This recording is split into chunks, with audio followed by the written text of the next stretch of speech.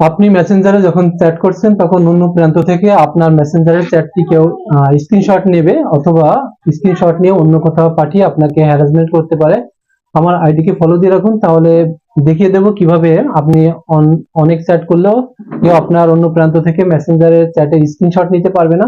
প্রথমে মোবাইলের স্ক্রিনে চলে আসলাম এবং সেখান থেকে যে মেসেঞ্জার অ্যাপ্লিকেশন আছে সেটিতে প্রবেশ করলাম এবং কোনায় যে থ্রি ডট লাইন আছে বাম কোনায় এটির উপর ক্লিক দিতে হবে। ক্লিক দিলে এরকম একটি ইন্টারফেস পেয়ে যাবেন। সেখান থেকে সেটিংয়ে চলে যেতে হবে, রেড মার্ক দিয়ে দেখিয়ে দিলাম। সেটিংয়ে যাওয়ার পর আপনি এরকম একটি ইন্টারফেস পেয়ে যাবেন।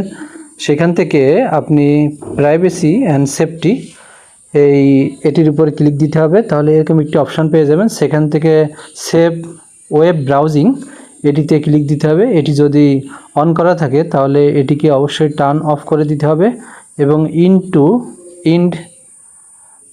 Inscription chat